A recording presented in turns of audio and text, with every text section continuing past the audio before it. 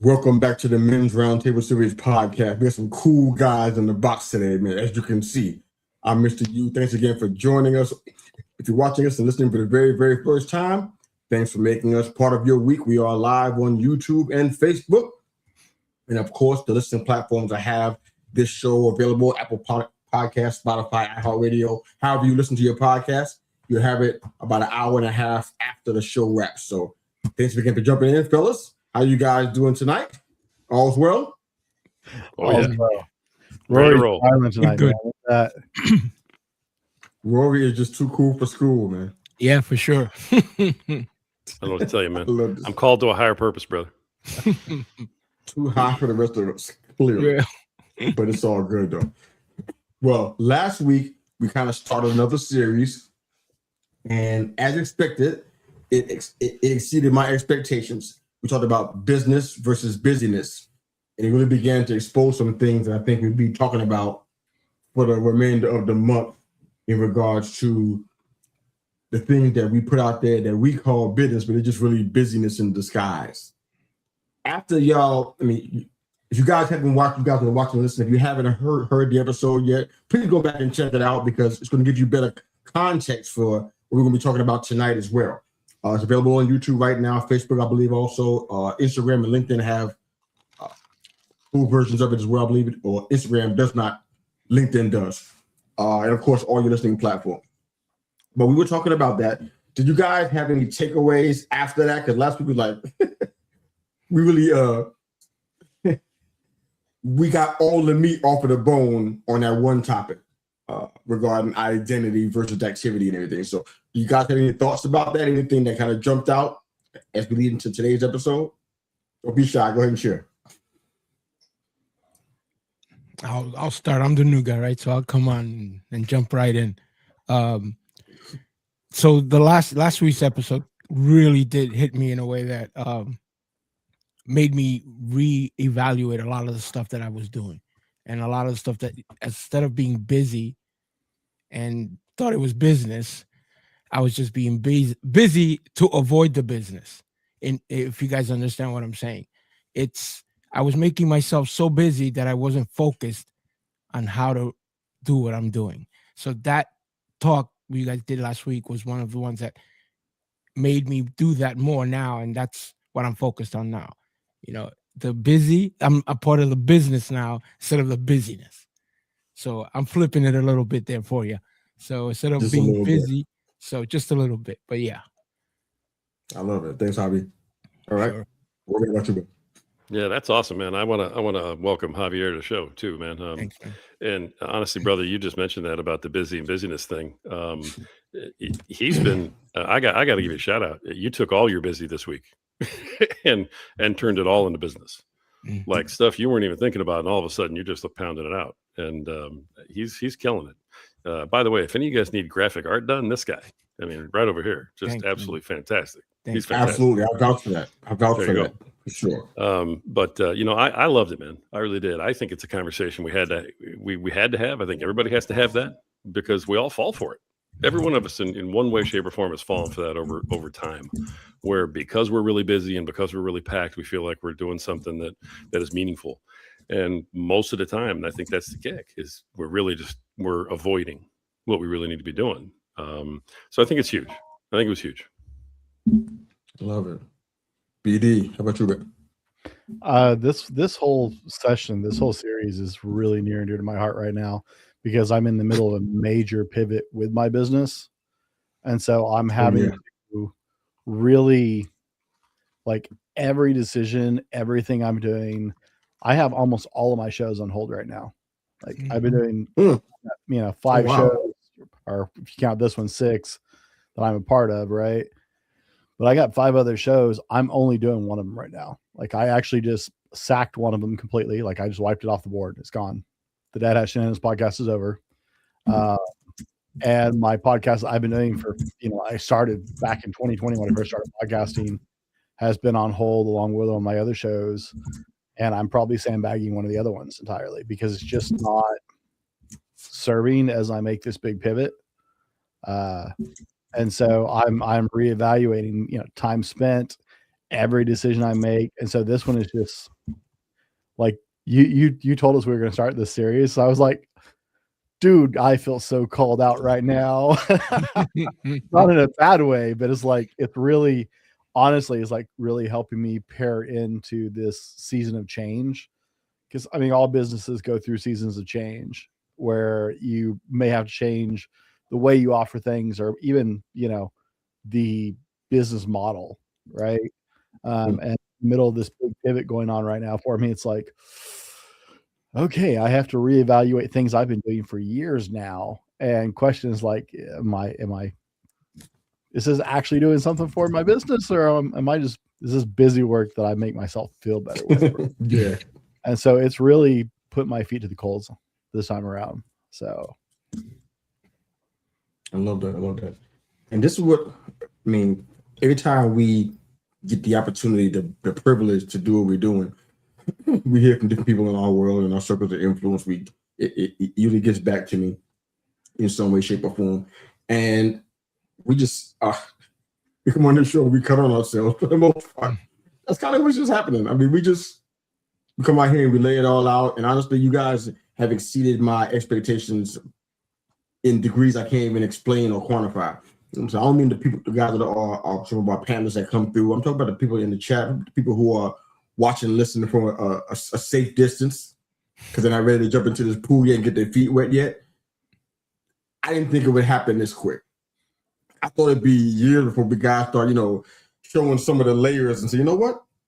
I'm a man, but I still got emotions and feelings, and I still got value, and I'm still important in all of this stuff. It happened quick. And I'm like, that's a testament to you guys willing to grow and to embrace change, man. So I'm excited about it, man. Last week we were just talking about identity and ownership, because sometimes, I feel as though, and I was a former victim of it myself. Allowing my business to define who I was supposed to be. People say, who are you? The first thing that comes out of our mouth is, what we do, what position we hold, what our office or title is. And, the who are you question goes so much deeper than that. It does speak to purpose. It goes a lot deeper than that. So I want to kind of cut through some of the identity issue that we have with business versus busyness. The guy in the garage is going to be the analogy I'm going to use for the entire month, because I can't think of a better one. If you can, we'll use that. But that's what I see in my mind. The guy in the garage, he knows there's some things need to be addressing. It could be the way his kids are acting. It could be the tension between him and the missus. It could be people in his life that he knows he probably should create some distance between him and them, but he doesn't do it, Or that neighbor who just gets on his nerves and he won't say anything. He just festering and boiling beneath the surface, and those are the folks that explode at some point in time. A number of scenarios can fit in that category, but he's in the garage, tinkering away, not doing any real work, just kind of just hiding behind the wrench and tools and clanging sounds, not really doing what, needs to be done and confronting those things. I had an old mentor that will always say, you can't conquer what you won't confront, and it just rings true in so many ways. So let's go ahead and try to jump into the thing. You remember, I think it was late last year, we talked about what I call the provider trap. You guys remember that? Where men typically will put in those 60, 80-hour work weeks and say, you know what, I'm providing. So it would be kind of their badge of honor, even though the wife ain't trying to talk to you right now. You're probably better off on the couch than in the bed. The kids don't really know who you are, because while you're providing and they got cool Christmas gifts, when they need daddy to show up, they may have to find it elsewhere.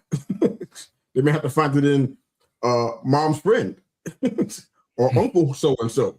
They can't find it in you because you ain't available. You're working 60 to 80 hours a week and you're providing, but there's some areas that are more important than that. And honestly, before I let you guys jump in, I want you to jump in and share your stories and your thoughts about the issue. But for a little while, that was me. I thought that, because I was, again, you guys know the story. I didn't have a father, so I didn't know how to do father and husband and parenting things. So I said, you know what? I'm bringing home the bacon. I'm bringing some money to this house and some good money. I'm doing my job. I don't see nothing else I need to be doing. they were so dumb and misguided, but I didn't know. You know what I'm saying? So I learned those big lessons early on in our marriage, almost 30 years now this year. So I learned a whole bunch of stuff now. I'm in the garden. I'm washing dishes. I'm doing clothes. I'm tinkering around in the garage, but actually doing something that, I don't have to do a whole lot in that regard, to be real, but I'm doing what I can do. So if you guys jump in on that provider trap and what that looks like and what you guys think about it and what you've even seen in your own lives. Go for it. I'll jump in first again. I lived through that for a while. I had my own medical billing consulting company. So you have to go all around the state and the city trying to get the business. I opened up doctors' offices. I set them up with whatever they needed in order to open up their business. Because there's two things I know. There are great doctors who are horrible businessmen, and there are horrible businessmen but are great doctors. So there's always that person that needs that. So for 4 years, I did not see my family because I was out there hustling, working, hustling. And I grew up in that hustle mentality. My dad was out there hustling. My sister does. So we grew up like that. So that's what we were supposed to do. We're supposed to be the hustlers and the providers and bringing back the money and then whatever. But we weren't taught to the emotional part behind that. So that's where the danger was. I didn't know my kids for 4 years. When I turned around, they were gone. They were grown. I turned around, I was like, whoa, and the wife was, we weren't in a good place, obviously. But, you realize that at the time you thought that you were providing that was the right thing to do. You weren't taught, you're not there to be, I was raised that emotions are separate than what your responsibility is. My responsibility was to give money to my family, feed them, and that the emotional part doesn't mix with that. So I didn't see it, that I thought I was doing something right. I didn't notice that until one day my children state that was daddy's bad time because they don't know. They didn't know me. I didn't see them. I saw them once a week sometimes. So yeah, I can relate to that really, really well. So what happened that made you go from performing to providing? Was there a single incident that kind of said, you know what, I got to turn this ship around? I'm going down with it. Well, I'm pretty transparent in my stuff. So me and my wife were at the verge of divorce based on all that was going on. Okay. So it was it wasn't ugly, but it was getting to that point where I was going to move out and everything. And my wife had a seizure in the night before I was moving out. She had a seizure, and they realized that she had a tumor in her brain that had been growing since she was a kid, and it just put pressure on her brain. Thank God it wasn't cancerous, but it was scary. That put me into realization, like, wait a minute, she dies, who's going to take care of the kids? Like, oh man, I have not stepped up like that. What have I done? My wife needs me now. So to heck with the business. I totally dropped it. I lost a lot of money, but I two things I realized. My faith told me you're responsible, but you're providing the way that you need to provide right now, which is your heart and your soul and your energy. Money comes later. And that's what made me realize, her almost dying on me, realizing, God, it wasn't that serious, that important, So yeah. Thanks for being transparent, but that's no worries. It's awesome to hear that, so we can learn from that. All right, BD, Rory, which one of you guys want to jump in? I'll hop in on this one and follow what Xavier was talking about, right? Because that's what he knew. That was the only thing he knew, and I think we have to. We all know I am not a politically correct person on this show, but we have to be really careful in this conversation, because the right thing often when it comes to something like relationship and parenting styles has to do with the date more than an actual style. There are a lot of men who this is all they know, and you can't say it's wrong if it's the only thing they've ever known they were supposed to do, and they're doing it to the best of their ability. right? I'll give you an example. My father-in-law, I love the man to death. If you see this, the utmost respect from the bottom of my heart, man. He was on his own at the age of 14 because his dad was a piece of crap. He raised himself, finished his own education, worked his butt off every day of his life. Now, he worked, and he is one of those 70, 80, 100-hour week guys because he'll work all week, 5 days a week or longer if they got overtime, and he is out of the house at 4 a.m.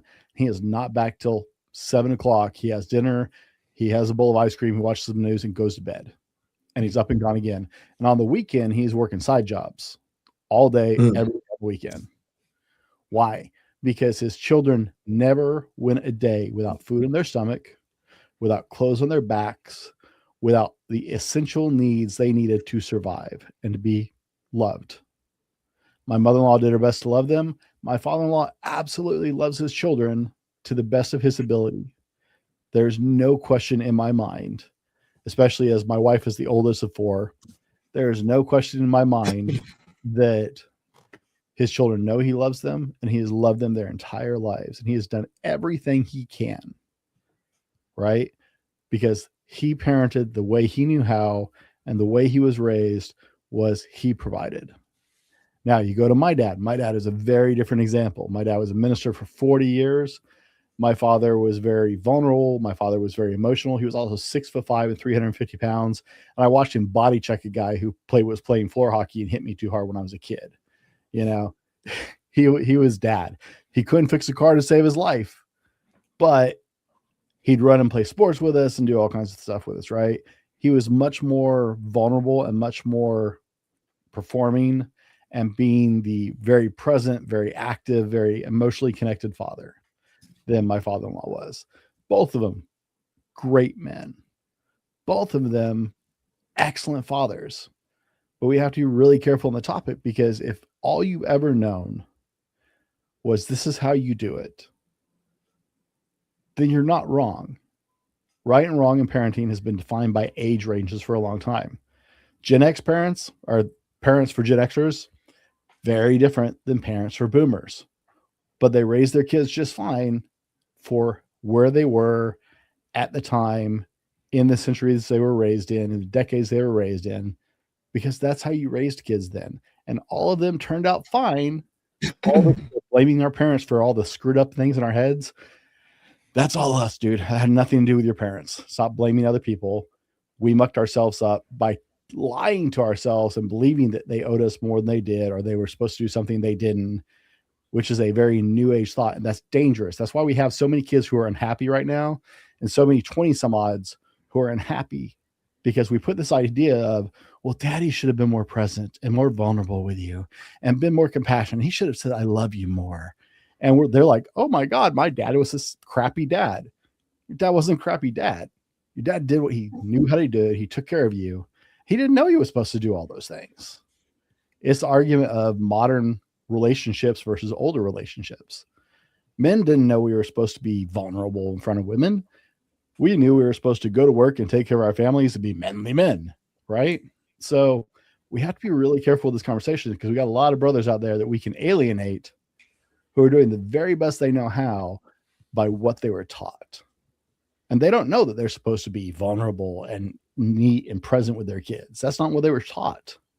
We haven't changed the script on what we're changing in. And we're trying to do that here, but we have to be really careful in that conversation not to alienate men who are just doing what they're supposed to do.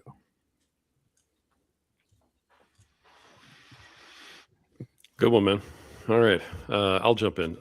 First I got to take these off. I put these on to try and get a smile out of Yusuf, man, but now I can't read the chat because I'm too old. So I got to put these back on. Put on the readers. All right. I can actually read now. I can see all you guys. This is beautiful.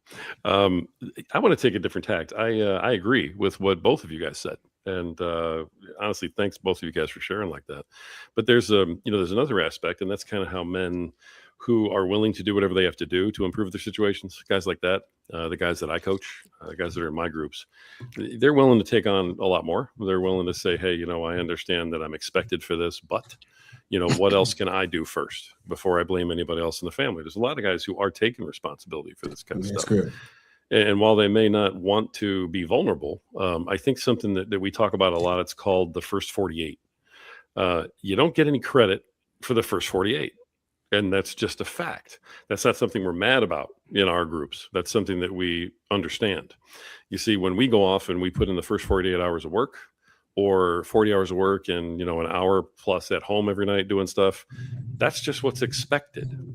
That's like, getting a first down in football, and then you get up and you start hooting and hollering and cheering. That's your job. That's what's expected of you. When you're a man, you got to do more than that. You can't just do your part and then come home and go, hey, I'm a hero. No, you did your part, come home, great. Thanks for not letting everybody starve, right? Because that's what we all got to do. Mm-hmm. There you That's go. the truth. So I think that the guys, that I talk to that understand the idea behind you get no credit for the first 48, that's what I got to put in just to get into the game. And after that, I got to go above and beyond. I got to contribute. I got to be there. I got to be present. And when you go into it with that attitude, you stop keeping score. And you stop doing that whole, well, my wife did this. And so, hey, I did more than she did. So I should be able to just sit in front of Netflix and drink a beer and go to bed. It doesn't work that way. We have to do what we have to do. It's our job to provide, but we don't get a party for it. It's the price of admission to being a father and being a husband. It's what you do after that earns you your keep and gives you your self-worth at that point. Love it. I love both thoughts. One thing I'll say in regards to Brent's comment is I feel like we do a good job providing perspective on this show. So we have each other to be accountable to in regards to that if we think we are going to a place where we alienate anybody. So I'm not really worried about that. I think my initial point was pretty clear when we started the show off, even last week. I just feel like there are people, again, I use myself as an example at the start of this episode. There are people who think that is all that's required. And we got to challenge some of that stuff, man, because if you're using a value system from the 1800s, it can't work in 2026. It just can't. The situation was different. They were on horse and buggies. You in here driving Teslas. It's different. So we can't use that. So we got to figure out, okay, so while we're here in this place called the future, what do we do? How do we do it? What's productive and what's not? I mean, that mindset, I had to shake it real quick because I was seeing some challenges with my marriage, with my relationship with my 3 little princesses at the time. I had to figure some stuff out quick because I was working hard. And, the performer, which is kind of our counterbalance, they'll say yes to every little side hustle, anything, to keep bringing in more as if it helps validate who we're supposed to be as men. But when wifey walks out, because you ain't even willing to invest a little time in something that you said you care about, and your daughters, they don't want a husband that's like you. They get something that's totally different than what you may have wanted for them. It's kind of hard to not look in the mirror and say, maybe I couldn't have prevented everything, but I had a chance here to make more of an investment than just the one that comes in the form of the paycheck or a direct deposit. So that's kind of what we're talking about right here. Our boy DL's in the house. He is the host of the Low Life Show. He's talking about preaching. I don't know who's preaching. I guess it's all of y'all that's preaching over there. But good to see you, brother. Thanks for chiming in out there. We appreciate you.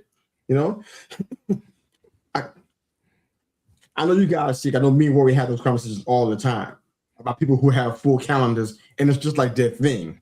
Like, oh, my calendar's full, and it kind of had this little good, warm feeling over here in the left side of their chest. Oh yeah, I got a full calendar. I'm doing this thing. Tell me, Rory, how do you coach somebody? And if you haven't met them, I'm sure you will at some point. They become a client. How do you coach somebody who has that mindset? You know what? I got this full calendar. That's all I need to be focusing on. That's who I am. That's it. And I mean, I know how much you intentionally love your wife and kids. We can see it on social, and we hear about it when we talk to you. How would you coach somebody who comes to you with that kind of mindset? And you guys can chime in after Rory's done. I'm sure you have combos with people like that as well. But go ahead, Rory. Great question. I love that, man. There's two things about that. The first one is kind of a little bit of a mirror exercise, and you kind of go through the calendar. Okay, so what's your 5 o'clock, for instance? Okay, who are you meeting with? What's the purpose? What are you getting out of that? How does that help your family?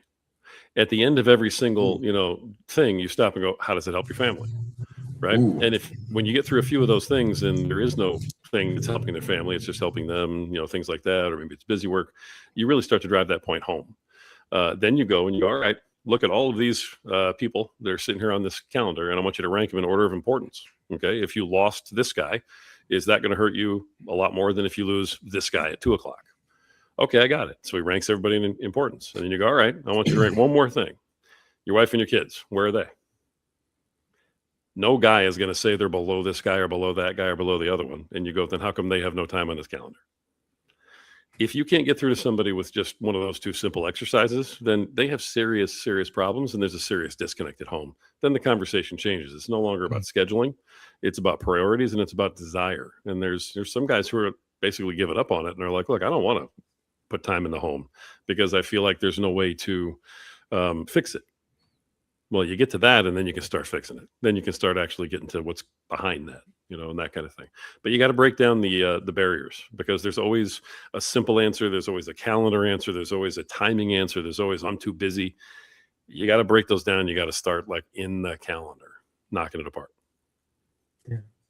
Before you guys jump in, I want to just drop a thought real quick, man, because I don't know if you guys think I'm smart or not, but there's some things about this that I'm figuring out in like the past 9 months or so, because I'm the kind of person, and it could go back to my childhood and how I came up.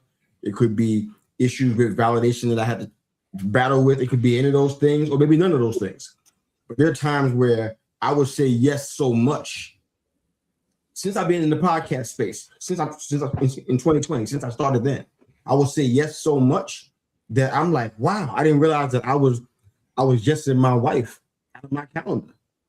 When I started in 2020, at that time I had They Call Me Mr. U, the flagship show, that how I started, and then I added 4 more shows, I think. Yeah, 3 or 4 more shows at that point.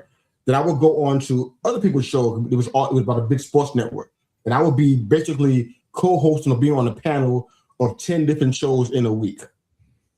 So my week from Sunday to Sunday was 14 or 15 shows, including my own. And I kept saying yes to guest spots, yes to come in and talk about the Packers, yes to come in and talk about the draft, yes to come in and talk about baseball or whatever it is. And my wife was like, so where do I fit in? And that's the gut punch of a lifetime. Because especially when it's just you and her, you empty nesting, it's like, dude, vacation, go for a ride together, go get some ice cream, and and just enjoy the cool breeze, go for a walk. I mean, those little things we neglect because we think it's like, oh, I'm not doing anything. I'm not functioning like people around me, the environment says I should be functioning. And I didn't realize that I was, so I'm just putting myself out here, just being honest about it. It's not hard to fall into that trap. We got to ask ourselves, why are we saying yes to all these other things? Is the question we need to be asking ourselves. Maybe we can touch on it throughout the course of the episode today, but I want to let Brent and Hobby kind of chime into the point that Rory made about, when you run into somebody who feels like their calendar being full is the end game, it's the goal. How you guys feeling about that? Have you met or talked to folks or counseled folks who had that same kind of mindset? What'd you share with them? That's you. Bless you. Bless you. That. How can I say? I haven't met anyone specifically like that, but I have spoken to people who, in the podcast world, they just are so excited that they want to do 20 podcasts and they want to do 20 logos and 20 things and all that. Now, I'm guilty of that. And Rory can tell you, I'm very guilty of that. I'm the famous squirrel and I move. That's just me. Oh, shame. Yeah, exactly. So, but I hope to be that busy one day where I look at the calendar and say, yeah, but not busy enough where, like Rory said, that the family isn't there. That there's not part for that. one of the things I worked with that was I put my wife as a reviewer of when I do a podcast or when I create something. I ask her opinion, and I'll ask her, well, if you were from the outside, what do you think? So it sort of keeps her involved, but not, she doesn't want to be part, but it's involved. So that keeps me together with her in that way, instead of me doing 100 things and she's in the other side of the house, So I not met anyone like that, but I can see that mentality that way. Okay. Thank you, brother. I appreciate it. BD, go. Oh, this is a go-to for me because I've had this conversation in so many formats, right? I fall back on the old quote of, if it's important to you, you'll find a way. If it's not, you'll find an excuse, right? And this was a principle I shared with clients when I was training people in the gym as a personal trainer. This is something that I've shared with people my whole life, with friends and with people I coach in various positions, right? And it can apply to relationships. It can apply to your work. It can apply to any situation, but it all comes down to prioritization. My go-to is always when I get busy, I go to my calendar. I live off my calendar, but you'll find blocks of time with my children to make sure I don't overschedule myself where I'm not spending time with them, and times with my wife. So you'll make sure I'm spending time with her each week, right? Because there are days we pass in the night. I'm not going to lie. There are days I barely saw her yesterday, and I don't think I'm going to see her hardly at all Saturday. But when people tell me they don't have the time, the first thing I want to sit down and do and ask and talk to them about is I want them to pull out the timer on their phone. Did you guys know you can grab your phone, right, and look at actually how many hours you're spending on everything on your phone? It's built into your phone.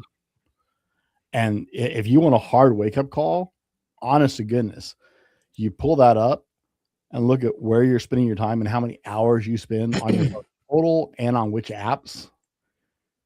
Dude, you are in for a gut punch. All of us do it. It is so easy. It's designed to be addictive. All of us are guilty of doing it. And so, that's a quick answer for me, for most people. And it's exactly that. Every time someone goes, I'm busy, I'm like, all right, well, what are you doing today? Let's walk through your schedule day. What exactly does busy look like for you? Because my days, I run 17-hour days. Am I busy the whole time? No. Do I have things on and off through that whole time? Yes. Right. But if I can still find time, everybody else can still find time. Yeah, that's reasonable. So that's the first, we just pull out that calendar. It's all right, let's define busy. What are you doing today? How much time did you spend 5 minutes with your wife today? Right. My wife and I started out this morning. I finished my first show. I get up at 3:45 and I record at 4:05 in the morning. I have to have it out by 5:30. And then I get it published out and I go out and I help my wife get ready for work. And, we had 15 minutes. She was still getting ready for work, but I sat with her. I talked to her. We talked about our day. We talked about what's going on. And for 15 minutes, it was just me and her. Right. But that was 15 minutes where we were present with each other while we were doing things we don't have to think about. If we can squeeze that in, anybody can squeeze that in. So it's just about poking holes in people's misbelief in the fact that they're busy, because most people aren't near as busy as they think they are. Not when you start knocking out scrolling time, playing Wordscape or whatever you're playing on your phone, flinging pigs or whatever they play these days on phones. I don't know. I haven't gamed on a phone in a long time. But when you start taking all that crap out, it's amazing. You got a whole lot of time in your schedule, and people just don't actually analyze that and go hour by hour. That makes sense, man. Yeah, misalignment just hides behind movement a lot of the time. Maybe sometime this month we should try that. There's an exercise that we can do openly and be good with that. Get our phones out and show how much time we spent for the whole week leading up to that third episode. Wow, that would be really, really gutsy for us to do that. Let's talk about it offline. But DL has a great comment. I love it, man. I love his heart with this. He says the giving of attention is the first most pivotal act of love. Crazy to think one could be so busy doing stuff that loved ones are neglected. Yeah, that says a lot. And I love that coming from a brand new husband, a brand new spouse. I love that he's thinking like this already, because a lot of husbands kind of put that on the back burner. I mean, for me, I felt like, and I know that some of you may already be doing this. You may all be doing this. I felt like I had to create a system because I felt like even after that story I just told you about when I was doing all those podcasts, I had to cut that junk out and cut out a network of 23,000 people and say, you know what, I can't do this stuff anymore. Now they call me Mr. U back, so I'll be talking sports on there again. But the point is that I needed to cut that stuff out at the time. It was not, I didn't have the capacity to handle the kind of workload I was putting out. I was doing like 5 or 6 shows a day, seriously, a guest spot or my own stuff, seriously. And it was like 7 days a week, including Sundays. And I was like, yo, I can't keep doing it. My wife was like, it was not a fun situation. But I have a system now where even though I have 4 shows, these all happen live or record 3 days out of the week. That's it. Connection calls, networking calls within those 3 days. The other 4 days are reserved. You ain't getting them. If it's Monday, if it's from Friday to Monday, you can't have it. And I got to do that. That hurts feeling that people are messed up because one day I record is Friday. I can't come on your show then. Friday through Monday, those days are locked in. I got to do that. So we have an understanding. And I have a better household as a result. My wife knows that on Tuesday, Wednesday, and Thursday, I'm going to be busy. Don't even stress about it. I'm going to be up early, and I'm probably going to be up a little bit later than I would normally be wanting to be up, doing stuff regarding these 4 shows or connection calls or anything in the business marketing realm.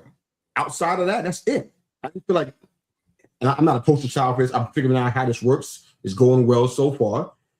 Once I make sure I don't compromise and change my mind, let somebody get a little Friday here and there. As long as I don't do that kind of stuff, I'm okay. But how do you guys feel? Do you guys feel like the system is the answer? Whatever you say, I'm gonna still keep doing what I'm doing. So don't worry about that part. But in regards to a system, do you feel that plays a part in being able to handle some of this workload and making sure you devote time and schedule time for the important things in life? You feel like creating a system is important? Have you done that? Did that make sense to you guys personally? I think there's a season for everything, right? Like right now, I already said I'm in the big middle of a big transition with my business. Oh yeah. And so my wife and my kids both know I'm working a lot longer days and I'm working. It's like my free time is very limited. I have 1 night a week that is still blocked off exclusively for my children. Nothing from 4 p.m. till they go to bed happens that afternoon except for them. That's it. Nothing. I don't clean. I don't cook. I don't do anything. That's it. Right. That's their time. It's on my calendar and it is as sacred as anything that makes me money, if not a lot more. And then I have 1 time usually with my wife, but a lot of times it's, 5 minutes in the morning, 5 minutes before we go to bed or something. But they know right now that is not normal. That's this big transition. Like I said, there's a phase when you're in the middle of a big change. Sometimes you have to make some personal sacrifices to make that happen because this change needs to happen for my family as well. Right now on a normal, no, I have a crucible on my calendar, man. It's like, here are the time blocks. This belongs to my wife. This belongs to my children. This belongs to this friend. Like there is a strict, it's this time, I'm done. Right. That was my next question. I'm going to ask you. So what was it like before the big project? Okay. Yeah. Okay. There's definitely a cutoff. And I started doing that when I launched my business or right after I launched my business, because I was not willing to sacrifice my family for a business. And I knew with I have such a obsessive personality when it comes to work. Once I start grinding, like I'm man. Rory's smiling. I'm smiling. Right? Inside joke, I guess. It's a positive and a negative. And so I knew I had to put guardrails in to make sure it didn't drift into the negative. I'm going to throw a little craziness at that. me and my A wife. little bit of craziness. Okay. Yeah, just it's. I understand, the times that everybody wants to spend with their significant other. Me and my wife, if we're in the same area, we're comfortable with that. You know what I mean? We don't have to always be having conversations or all this. As long as I'm physically there and she's physically right here, that's almost enough for me all day. When she's not around or I'm not, it really, it does. So I understand we all have our times, and we all, of course, those are beautiful. I do it all the time, but just the presence of the person to me means more than just having a whole conversation or time, which I appreciate everyone doing. Men should do that a lot more often than we do. But, that's my thought on it. Fair enough. I ain't gonna attack you, man.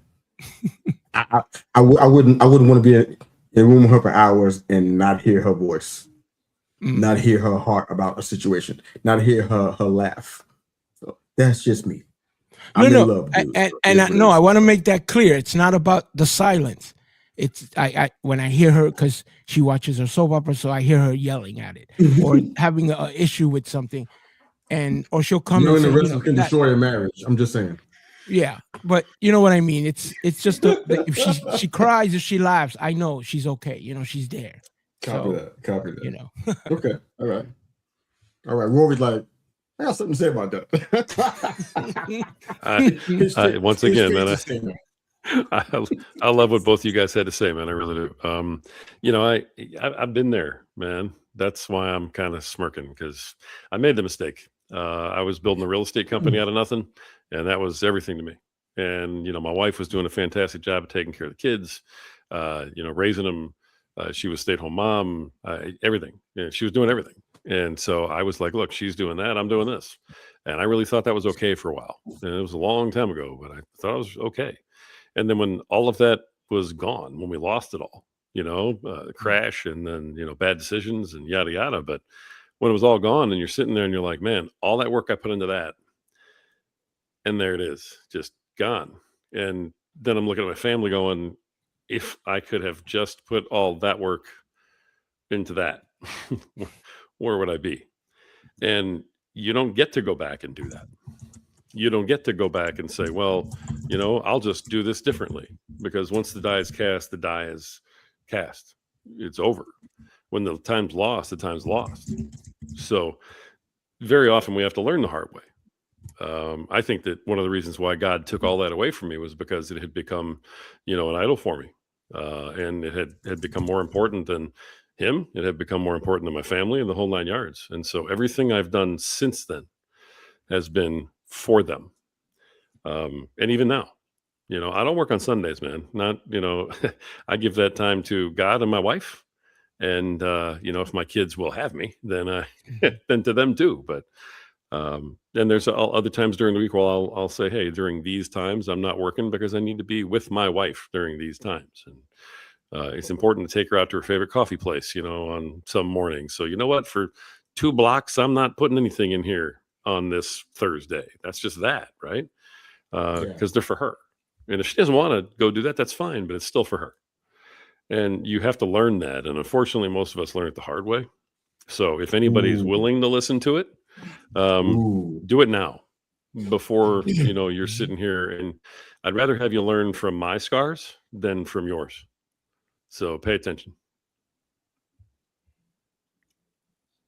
I don't think anybody wants to try to come back. Like, yeah.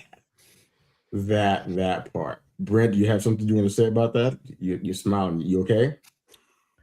Oh no, I'm seeing it from all angles, man. This is my bread and butter. I understand where Xavier's coming from, because there's a lot of times as Sarah and I approach, we're almost our 25th anniversary. Oh, let's go. Congratulations, brother. Nice. Yeah, we're, I think, two weeks away. It's the 21st. Ooh. So there are a lot of times where, like, personally, I need proximity to my wife. After almost 25 years, dude, I still can't be close to her and not touch her. Like, if I'm standing anywhere within range, if I'm sitting by her, I've got a hand on her lap, on her back. Facts. Like I can't not. Hey, no, okay. I've actually been mocked. Don't go too far. I've been mocked over this. We've had friends of ours mock us about this. They're like, "It's so cute. You guys just can't." I was like, "Yeah, you wish, right?" And so I understand sometimes it's just the proximity, right? You got to have that closeness, but that's a holding pattern until you have some real time with them. But you have to make sure you're having that real time as well, because it is so easy, right? We actually have rules about our kids. My wife sits by me most of the time at church. My wife sits next to me. My children sit on the outside. Most time on the couch. My wife sits next to me. Our children sit on the outside. Why? And I've told my daughters point blank, I said, when y'all are gone, it's still me and her. It was me and your mom before you. It's going to be me and your mom after you. And so she's my number one priority. Like this is it. This is where everything starts and ends, right here. And I've made that very, I've got 2 daughters. I'm very clear with them on that. It's like, nope, your mom is my priority. The biggest sin my kids can commit in my house is trying to play us against each other. Like as soon as they were old enough to understand that concept, I was like, you can do a lot of things bad. If you try and play your mom against me, I will end you. Like it's, we don't even play, dude. You can lie to me. Game over. They can go steal a car. I will be less angry than if they try and play their mom against me. Like just straight up, I won't care as much. And I'm with Rory. For Father's Day. I'm with Rory. Like you have to. So many of us get sidetracked, right? And that's why I said I had to put guardrails on mine, because I knew, Rory, like that is I'm so prone to that tunnel vision. I get on a project and I'm in it and I live it and I breathe it and everything else in the world disappears. And so I had to, when I started business for myself, I had to establish guardrails because I knew I would screw up my relationship with the way I am. And so, yeah, for a lot of guys, it's so, we don't see it because we're so obsessed with this idea we talked about earlier of the provider mentality, right? As long as I'm providing a paycheck, that's my way of saying I love you. And most guys don't understand how to say I love you otherwise. I would wager there's a lot of guys listening who could not tell you what their love languages are or what their wife's love languages are. That's a really good book, by the way. It helps explain a lot of things. It's good. It's helpful. Oh my goodness, love languages. I don't know when we're gonna ever talk about that one. That's. I make a note that at some point we're gonna discuss love languages. That would be. Please don't get me started on love languages. I want to give you guys a little bit of freedom because you understand that we're going to be talking about this, excluding next week, for the next 5 weeks. Well, for 5 weeks total. Yeah, 5 weeks total. So if you got a comment about love languages, I ain't gonna prohibit you, man. Spit it out. We good. He's done with it. He turned his camera off. Rory was like, "Peace out." Right. I'm out. I get the whole love language idea is something that he doesn't want to talk about, which is fine. It's okay. That's funny though. I want to ask you something. You guys, this is kind of, hope it's not a tangent. I feel like we're still in the same place. What would you say to a guy who you're talking to, and it feels, from his estimation, he's kind of searching for his assignment, and he doesn't see the value in himself? I don't think that's a question that's outside of this conversation. I don't think it is. If it is, well, answer it anyhow. But how would you guys encourage and direct somebody who's in that space? Because I feel, from what I hear from men, and you guys are all doing some level of coaching, interaction, connection, community, etc. A lot of guys, and they won't always openly admit it. I was in a conversation recently. I guess we call it a discovery call recently, and the person was, when I first met them, they would give me a lot of highlights, about their life. And we start getting into the coaching box. You know what I'm saying? This This is where I live. This is my cage. You ain't getting over on me in that cage. I run that square. I know what's happening. And I'm asking questions, and now we're getting down to the real. Guy's searching for his assignment. He doesn't even know why he's doing what he's been doing all this time. And he's questioning whether it even makes sense for him from in conjunction with his value system. He's wondering if it's all worth his time. So he's scrap it and start all over again. And we're meeting guys sometimes that are searching for their assignment and they don't see the value in who they actually are. Can I say that? What do you guys say to somebody who you meet who's in that peculiar situation? What do you say to them? I think that happens to a lot of us, and I think that happens to a lot of guys. We talked about this from a couple different angles, maybe not quite head on like this, but so many of us get our value. We get our self-worth from our job. We talked about that before. But then that's the only place we get it, you know, and very often it's because we have convinced ourselves that, you know, our wives don't respect what we're doing, or our wives don't give us that credit, you know, for the job. The fact of the matter is that we haven't given ourselves credit for anything outside of the job. You know, we look at it and go, hey, I'm not really needed here. My wife has that covered. Where am I needed? I'm needed at my job. That's why I get paid. You have to, when you're dealing with a guy who doesn't have that kind of value system, that's deep rooted. That's very deep rooted. And that's the type of thing that requires a very, very, very tough conversation. But you gotta confront that head on. And you got to say, look, if you got fired from your job tomorrow, and it can happen easily, who are you? Where are you? What's your next move? When people have to start answering questions about like, hey, if I didn't have the job, then what do I do when I wake up? Then you can try to find try and find a track to what's important. You know, what's important past that. You know what I mean? So it's I'm being serious. You're throwing up love language stuff in my face. Get out of here, man. I'm giving you gold over here. You know. I think it's a legit question. Oh my goodness gracious! Oh my goodness! No, but that's good though. I mean, anyway, I'm sure you see those folks because there's more of us than I think we think that are in that spot. Yeah. I mean, honestly, I find myself a little bit further along than that now, but all the things that I was doing with my life, especially since I moved down to the South from New York, I had to scrap a whole bunch of stuff I thought was the thing. And when you're at a certain age, I'm sorry, people can lie to you and say it doesn't matter or you're just finding yourself, but there's some scrutiny that comes your way when you're a man of a certain age and you scrap everything and you're starting over. People are out here killing people like that, man. Your family's even digging in on you. My mom, the things she was saying, I'm like, I'm trying to get this thing right. I've been building this thing wrong. When I do Teachers and Talk, I always kind of go to that discussion about the Surfside condominium disaster in Miami. I always talk about it because y'all built this big condo, luxury condo, and you knew it was a foundational issue, and you knew it. And you spent weeks and months arguing about it while people were living in there in peril, and they didn't even know it. So when I realized that my foundational thing wasn't good, I had to scrap that thing and start all over. It didn't matter if it was at age 30 or in my case, almost age 40. I had to go ahead and find out what should I be doing? What's the right thing for me? Not what everybody wants me to do. Where should I be? I found it. I know where I am.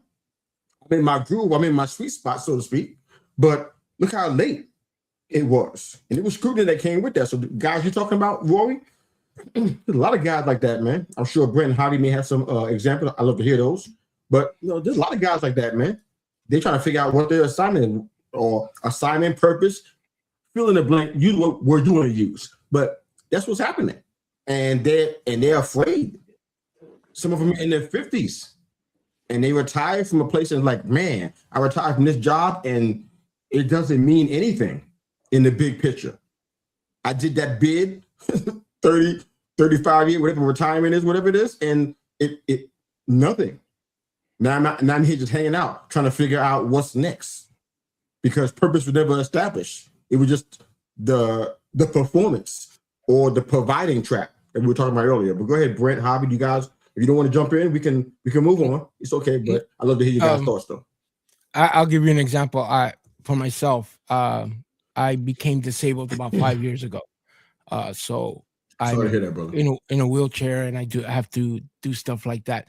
So I realized later, after all that, like you said, people didn't know their purpose. I didn't know my purpose till I'm almost 56 years old. I'm 58 now. So I didn't know my purpose till after I recovered. And I saw that this is what God wanted me to do. This is what I was led to do. All these other things that happened led to this. And this is where I'm focusing. And now I see the fruits of that. And I see the labor of that. So I came into the game very late. But to me, it's never too late to realize what your purpose is. You know, God sometimes doesn't tell you what your purpose is until it could be the end of your life, and he'll know your purpose. Oh, you may never know your purpose, but it's the way God does things in your life and how you move. And so that's the way I see it. God took me from a really dark place and said, I'm going to make all this stuff happen. And it's been happening, and it's almost scary in a way, but you know, I got a big God behind me, right? Thank you, brother. BD, what you think? I got a friend who's living this right now, man. One of my best friends just lost his job after years of working for the same company. And he is, let's see, I'm 46, so he's hitting 50 this year. And he's been in the same industry for decades, but he's been in the same company in various capacities going on 18 years almost. And he literally just lost his job last week. And I love him to death. He's a brother to me. And he has always struggled with finding value in himself. This has always been a big, deep-seated issue for him. And I think there are a lot of men. I think there are a lot more men who would ever than admit that, who really have self-esteem issues. I think that's why men so easily identify themselves by their professions, because that's where we get our praise. That's where we get our, oh, you do this well. Oh, okay. Well, I'm this, right? And we've all introduced ourselves. I laugh. The first time I introduced myself as a podcaster instead of an IT guy, like mind blown, because it was like this moment of identity. I was like, oh my God, I just called myself a podcaster, right? You did it. It was a huge mental transition for me, because it wasn't like on the phone. Like I was face to face with a person at a counter. But so many of us pull our identity, and I think it's because so many men struggle with self-esteem. And there are people who struggle with self-esteem from some really, really deep issues. Professional help level, way more than I could ever help somebody. And there are some people who it's a more surface level that I can maybe walk through that with some. But my friend has always struggled with that self-esteem issue. And his identifier is, I'm this. And he's great at his job. But that has always been where he sources value, that and his work with young people in youth ministry. And so to have this hit at 50 years old, like he is forlorn right now. He is almost inconsolable. I'm on the phone with him all the time. Wow, sorry to hear this, man. Such a huge common issue for all of us men, because it's the only way a lot of men know how to measure their own value. Right? There's I don't know who said it. I've seen it quoted so many times now. It's only women, babies, and dogs are valued just for existing. Right? In reference to the fact that men are not. Once you pass a certain age, a man has no value to the world unless he is providing something. That is a cold, hard fact. And I know some people will argue that, but seriously, only women, dogs, and children. That's it. And so because of that, men are taught their whole lives from the time we're young that our only value comes from us providing something. So many of us build that identity based on what we provide. Right. And this is a hard issue. And depending on where it sources from, like I said, it ranges from professional help to trying to get somebody to see themselves through your eyes, which is not a short-term conversation. You can't, like, my friend, we've been friends for 20 years almost. And we have been working on this for 20 years because it is the core of his identity. He's a believer. He knows God's love. He knows God's love him, that God loves him. He's worked in the church. He knows God loves him. And he still can't love himself the way he should because he was told he was a piece of worthless crap his whole life. And so, like, I think this is one of the great uphill battles men are facing right now that we need to figure out how to get a handle on. As men, as a society, this is something we desperately need to get our hands around, because this is why the self-harm rates are so high among men. Yeah. I want to ask this question. I want to end the show with this if we can. I want to get you guys back to your lives and everything. I don't know where the data comes from, but it's something that I think that the researchers call psychological absence. I haven't heard of this, but I guess the point of it is that they're saying, the researchers saying that work-related stress, because I love what you got finished saying, Brent, that's what made me think about this, that work-related stress leads to fathers being physically absent at home. Present, but emotionally unavailable. It doesn't explain how that happened. I didn't do enough digging to even find out whether that's so, but just as a short answer as possible, do you guys believe that that's possible, true, or just bogus? Those are the only three options you get. Possible, absolutely true, or hogwash. What do you guys think? Absolutely true. I agree. Absolutely true. Absolutely. Could be true, but more than likely bogus. Can y'all give quick explanation? I'm doing this for you guys' sake. It's not for me. I got time. We can hang a little bit, but I'm trying to just respect you guys' time. Give me some explanations for each of your answers. Go ahead, Rory. You're the counter one on this one. Lay it down. I'm the counter one. Yeah. I think that we're always physically exhausted. I think we're always completely stressed. I think we are that way from the moment we enter this world. There's expectation on us from the moment we're born. Don't cry. Don't be weak. Don't let anything happen. Don't misbehave. Don't get distracted or you have ADHD. Everything under the sun happens to us. So we are constantly under a microscope. If we're too tough, we're toxic. If we're not tough enough, then we're wimps. It doesn't make any difference. We can't win no matter what we do. As young men, as old men, we fall into the same traps. And so basically what we've learned from this same society that has condemned us all this time, what we've learned is that this is our excuse to get out. I'm overwhelmed. I hate that word. I do not use that word. I'm overwhelmed is a state we're always in. And so to me, I don't really believe that it's the cause of the stuff. I think it's a great excuse for us to finally get a break, just to be able to say I'm overwhelmed. Because what's anybody going to say? Oh, you can't be overwhelmed, right? You're not allowed to say that. Fact of the matter is we're not too tired. We're not overwhelmed, and we're not weak. We're not failing. We are lacking purpose. And if we have the purpose we need to have, and we are dialed in on that purpose, then we aren't tired anymore. Then we're not overwhelmed anymore. We're not lacking anything anymore. We have drive, we have vim, we have vigor, and we have purpose. And I think that's the biggest issue. Thank you, sir. All right. BD, I don't know who's next, but I'll let you go. I'll let you go and take this one. All right. So I think it's a semantical argument, right? Because we're talking about men being overwhelmed by work to where they don't show up well at home. And I don't think the word overwhelm is the correct word. I think it's emotional capacity, our EQ, whatever you want to call it, right?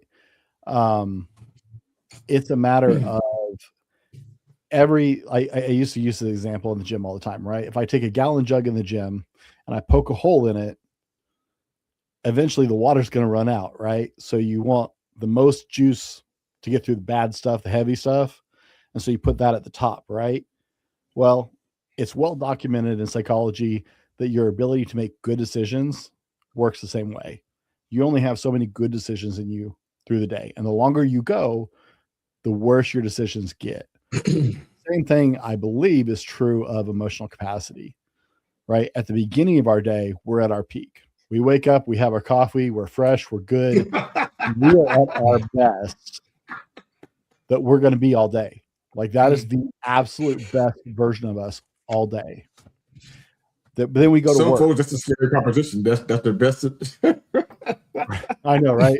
It's rough. But we go to work and all of a sudden we start piling on. You didn't do this right. Oh my God, you got this line right. And we start piling all this stuff on. And because it's part of our identity, because in the back of our minds, we're terrified of failing to provide for our family. And so much is riding on us doing well at this job that we spend all of our emotional currency at work. It's not a matter of overwhelm. It's by the time we get home, we don't have the healthy emotional cycles capacity to deal with our family in the best possible light, right? I know my daughter deserves the best version of me. And if I can't give that, I am likely to kind of push her away and shield her because I know she doesn't want leftover daddy. Leftover daddy is kind of an asshole and can be really difficult and oh, sorry. My bad. Got slap an E on here for this week as well. That's only one. You have to hit 3 words before you hit an E. Like, at least according to the rating system. I did look this up. 3 words. But I know that she is not going to get the best version of me. So I'm more likely to push her and my wife away when I'm already diminished to that extent, especially if I've had a rough day. So I don't think it's overwhelmed is the right word. It's we actually tend to isolate ourselves because we know that the version of us that our family is going to get is going to be less than they deserve. And we know we're likely to react more inappropriately. We're not likely to hear it or bear it or deal with it in the frame of mind we should. And so to protect them in our own minds, we justify it and go, I'm protecting them by keeping them at a distance right now. Now, it's not right. It's not the ultimate solution, but I think that's what happens with a lot of men. All right, Hobby. Coming from that whole thing, I worked in an industry where all I did all day is argue. That's all I did all day. I worked in healthcare. All I did was argue rules, regulations, everyone. So I understand by the time I got home, I didn't want to say boo. Don't tell me, don't answer a phone, don't let a phone ring, nothing. Because you were so emotionally, like you said, DB, into what you were doing that you have nothing left because you took it all that. And it took me to lose it to realize all that energy was wasted in those things when taking it home, it wasn't necessary to take it home. But I can understand where you get so frustrated. You need a time to just chill. I don't want to hear nothing right now. So that's my thought on it. That's good. That's good. Let me just throw one little counterpoint out here, only because I started it, so I think it's only fair I get to respond one last time. And I'll be very quick. I'll be very, very quick. All right. And for those of you who are Star Trek fans, let's just throw out one of the best quotes in the entire world, and that is, "Live long and prosper." Well, that's beautiful too, but I don't. It's the Kobayashi Maru, man. The Kobayashi Maru. I don't believe in the no-win scenario. Mm-hmm. When I came home from work and I was exhausted, I was not anywhere near where I could be, but I gave him whatever I had. I laid on the floor and played with Spider-Man figures, even if I had to be on my back playing with this figure over my head because I couldn't move anymore. You know what I mean? So I think that there is a point where all of us, give every last drop. We all want to be better, but I think everybody here gives everything we got. I just tend to think that we have a lot more than we think we do. I think we accept the limitation long before we actually hit it. And we may say, hey, I got no emotional bandwidth left. But you know what? That's, if you can say it, then you haven't given everything you got yet. You know what I mean?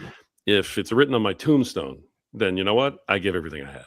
And I think the guys here believe that. I really do. But I also think that very often we kind of give we give ourselves and we give other people that excuse. There's always more, man.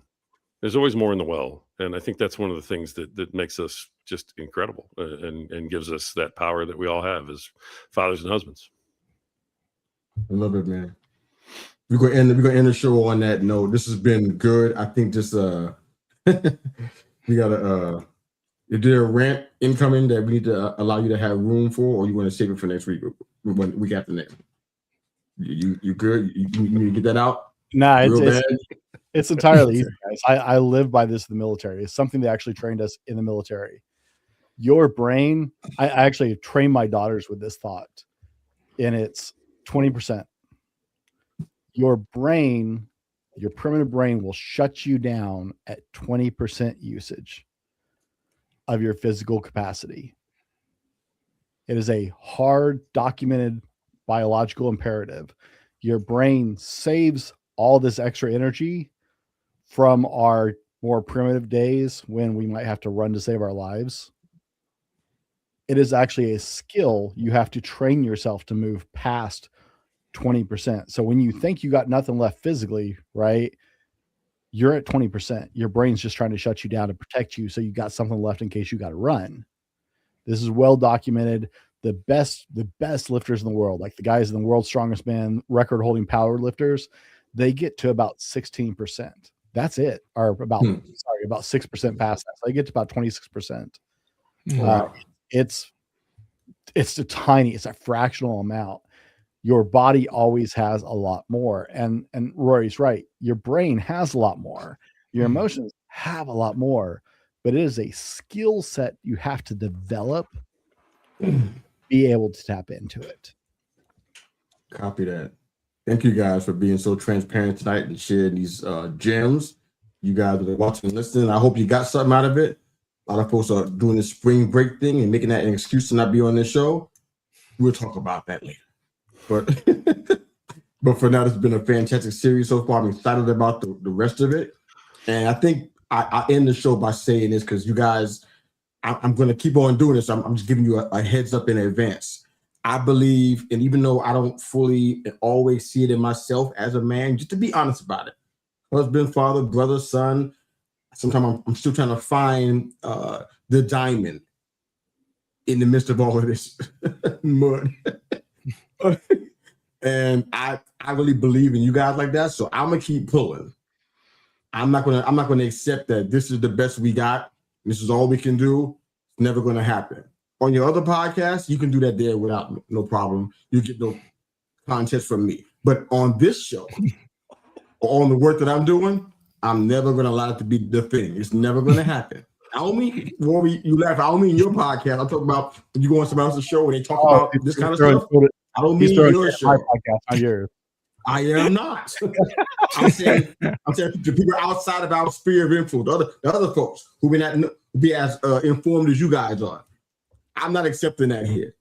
I believe that there's always more. I think Rory and Brent, I think you guys agree on that particular point that we have more in us than what we've been allowing to come to the surface. So thank you guys for being transparent and making this thing a real situation. And yeah, spring break is still going on because kids are running outside my house making a whole bunch of noise and it should be at school. So yeah, spring break is still happening. So yeah. Look at that. That's the queen, ladies and gentlemen. The love of my life. Love ya, boo. Well, we love you guys. Thank you guys for watching and listening. We'll have the audio version of the show up before 10 o'clock this evening on all your listening platforms. We're on YouTube right now. Drop some love in the comments. Subscribe to the YouTube channel. Let us know you love us. Facebook is live. LinkedIn is live. We'll get to Instagram later. Love you guys. Have a fantastic rest of the day. Thanks for making us part of your week. The Men's Roundtable Series out. See you on the 23rd.